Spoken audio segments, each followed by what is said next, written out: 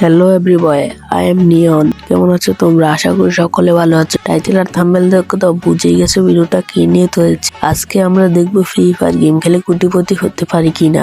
এখন তো অনেকেই ফ্রি ফায়ার গেম খেলে ফ্রি ফায়ার টুর্নামেন্ট খেলে কোটিপতি হচ্ছে। একজনে 1 লাখ, 2 লাখ, 3 লাখ, 10 লাখ পর্যন্ত টাকা ইনকাম করতেছে, যেমন আর এসকে ব্লিটেরা।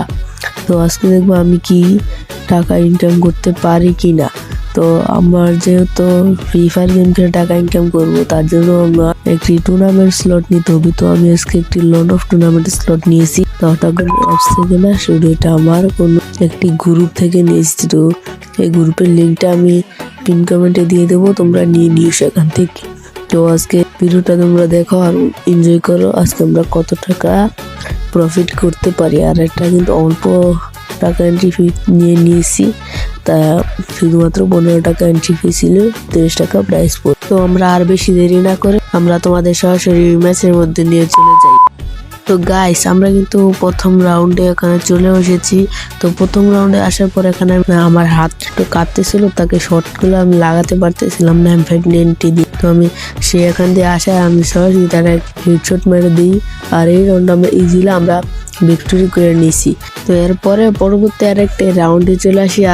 আর এনিমিটার নামটাও তোমাদেরকে আমি দেখিয়ে দিলাম। তো সে মোটামুটি ভালো একটি প্লেয়ার ছিল। তো সে আমাকে M590 দিয়ে একটি শট দিয়েছিল লং থেকে, তাই আমি কিছুটা ড্যামেজ খেয়েই তারপর সে আমাকে মেডিকেল চার্জ দিতেছিল না, কিন্তু আমি তাকে ইজিলি মাইরা তারপর আমি এই রাউন্ডটা আবারও ভিক্টোরি করে নিয়েছি। তো গাইস, এখানে একটি দুঃখের বিষয় হচ্ছে, তো পরবর্তী রাউন্ডে আমি এখানে দাঁড়িয়ে ইমোট দিতেছিলাম, হঠাৎ করে আমার নেট পিংটা হাই হয়ে যাচ্ছিল। তারপর দেখি গাইস, এখানে আমার নেট পিংটা দেখো এখন 99 চলে গেছে। তো হঠাৎ করে আমি চলে গেলাম, তারপর সে আমাকে এই সুযোগে এনিমিটা আমাকে এই রাউন্ডটা আমাদের হারাই দিছিল। কিন্তু এরপরও আরেকটি রাউন্ডে চলে আসি। আর অনেকে বলবা যে লন অফ ম্যাচে তো লন অফ টুর্নামেন্টে তো স্নাইপার এলাও না, কিন্তু এটা তো আমরা একটা হোয়াটসঅ্যাপ গ্রুপ থেকে নিয়েছি। এই গ্রুপে স্নাইপারটা এলাও করে দিয়েছে। তো এর জন্য আমার মোটামুটি ভালোই হয়েছিল। তারপর স্নাইপার দিয়ে এনিমিটাকে আমি মারার চেষ্টা করতেছিলাম, আর স্নাইপারটা কিন্তু এনিমি কিনেছিল। তো আমি তাকে একটি শট দিয়ে দিয়েছি, আর সে আমাকে একটি শট দেয়। আমি বসে বসে একটা মেডিট করার চেষ্টা করতেছিলাম, সে আমার গ্লোয়ালটা ফাটানোর চেষ্টা করতেছিল। তারপর সুযোগে আমি আরেকটি গ্লোয়াল ফেলে আরেকটি মেডিট করে আমার স্পিডটা পুরো 200 করে নিই। তো আমি বোর সাইড দিয়ে আমি একটি পজিশন নিচ্ছিলাম যে কোন দিক দিয়ে তাকে মারা যায়। তারপর তাকে একটি শট দিয়েছিলাম, সে আমাকে একটি শট দিয়েছে, কিন্তু আমি তাকে আরেকটি শট দিয়ে তাকে আমি এই রাউন্ডটা আমরা ইজিলি ভিক্টরি করে নিই গাইস। তো পরের রাউন্ডে আবার আমি P90 নিয়ে যাচ্ছিলাম সামনে দিয়ে। আর গাইস, এখানে একটি জিনিস আমি লক্ষ্য করেছি, এনিমিটা কিন্তু SMG গান দিয়ে খুবই ভালো খেলতেছিল না। সে SMG গান দিয়ে আমাকে সরাসরি হেডশট দেওয়া হচ্ছে, সবসময় হেডশট দিতেছিল। তা আমি কষ্ট করে তার সাথে SMG গান দিয়ে খেলতেছিলাম, সে আমাকে ফুল ড্যামেজ করে দিয়েছিল। তো আমি তার আবার এই দিক দিয়ে ঘুরে যাই, সে একটি ফ্ল্যাশ মেরেছিল, আমি একটি ফ্ল্যাশ গ্রেনেড মেরে দিই, মানে ড্রাগন গ্রেনেড।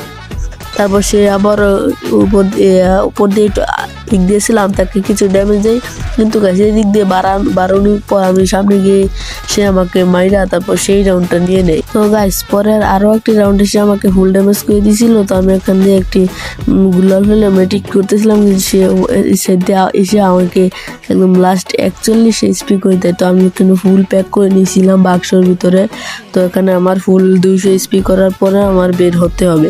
তো আমি এখানে আমার মেটিক একটু করে নিচ্ছি। তো আমি এখান দিয়ে ওয়ালটা ফেলে তারপর যাবো, কিন্তু সে এখানে একটি ড্রাগন গ্রেনেড মেরে দেয়। তো আমি দুটো গ্লোয়াল ফাটায় নিছি। তো এখন এনিমিটাকে খুঁজতেছি, পেলেই তাকে মারবো।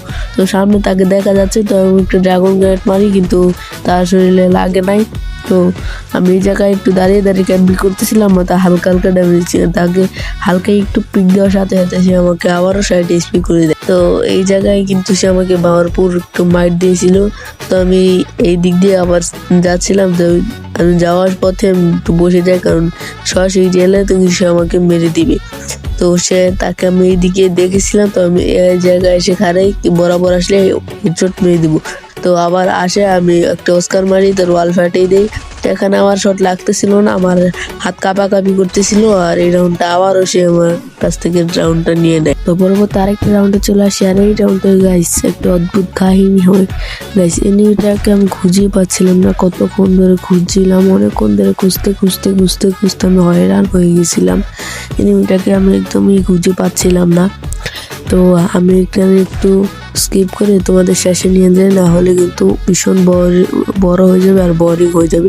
পুরোটার মধ্যে এনিমিকে দেখতে পাচ্ছি না, এনিমি সামনে দিয়ে আমি যাচ্ছি কিন্তু এনিমি আমাকে মারতেছে না, তার মানে এনিমি এই জায়গায় নাই। তো শিওর এনিমি টুর্নামেন্টে গ্লিচ করেছে, তো সে তো ডিসকোয়ালিফাই হয়ে যেতে পারে, কারণ অবজারে তো হোস্ট আছে। তো গাইস এখানে কিন্তু জুনটা কিন্তু অনেকটাই ছোট হয়ে গেছে, তারপর আমি হালকা হালকা ভয় ছিলাম যদি সে আসে, কিন্তু গাইস এখানে হঠাৎ করে দেখি সে এলিমিনেটেড হয়ে যায়। তার মনে সে ওপরে গেছিল বা নিচে যাওয়ার চেষ্টা করেছিল, তার জন্য সে এখানে জুনও এলিমিনেটেড হয়ে গেছে। তো পরবর্তী আরেকটা রাউন্ডে আমরা চলে আসি। তো এই রাউন্ডে আমরা সামনে দিয়ে চলে যাচ্ছি এনিমিটাকে মারার জন্য। আমার মনে হয় এইবার এনিমি গ্লিচ করবে না, কারণ আগেরবার গ্লিচ করতে গিয়ে সে মরে গিয়েছিল। তো আমি এই জায়গায় এনিমিটাকে আবার খুঁজে পাচ্ছিলাম না, আমার মনে হয় আবার গ্লিচ করেছি।